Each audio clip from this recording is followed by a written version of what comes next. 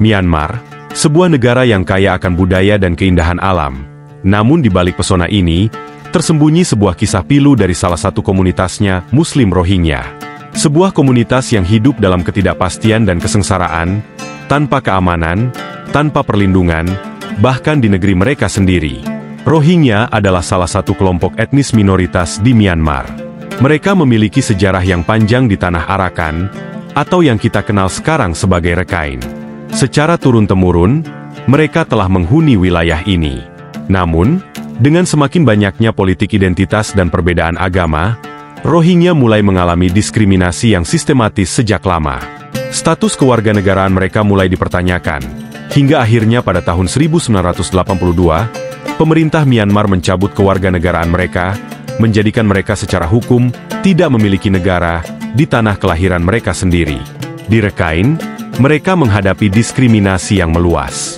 Dianggap sebagai imigran ilegal, mereka dilarang menikmati pendidikan, perawatan kesehatan, dan pekerjaan yang layak. Akses terhadap layanan dasar pun hampir tidak ada. Banyak dari mereka bahkan dilarang bepergian dari satu desa ke desa lain tanpa izin yang sulit didapatkan. Mereka hidup dalam ketakutan, di bawah bayang-bayang ancaman kekerasan yang setiap saat dapat terjadi. Pada tahun 2017, kekerasan mencapai puncaknya. Setelah kelompok bersenjata Rohingya menyerang pos keamanan Myanmar, pemerintah Myanmar merespons dengan tindakan keras. Tentara Myanmar melakukan operasi yang disebut sebagai Operasi Pembersihan, yang diklaim pemerintah sebagai upaya untuk menjaga keamanan negara. Namun, di lapangan, ini berarti pembunuhan massal, pemerkosaan, dan pembakaran desa-desa Rohingya. Ribuan Rohingya terbunuh dan lebih dari 700.000 lainnya terpaksa melarikan diri ke Bangladesh, di mana jutaan pengungsi Rohingya kini menetap.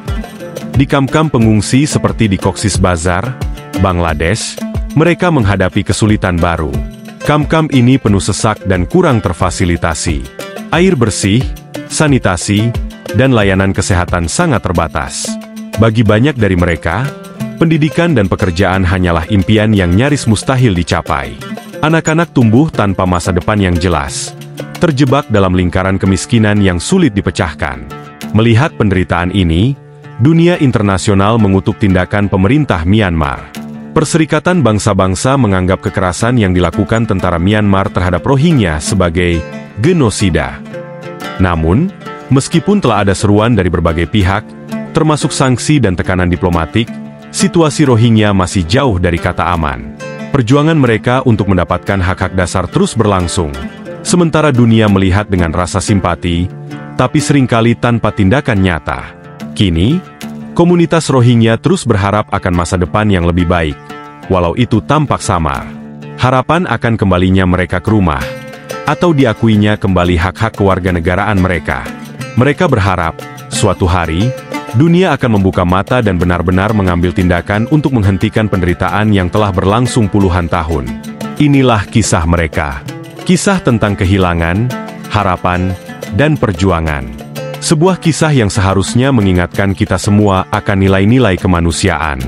Karena setiap manusia, tanpa memandang asal-usul atau agama, berhak hidup dengan damai di tanah kelahirannya sendiri. Semoga dunia tidak tinggal diam, dan semoga penderitaan ini segera berakhir.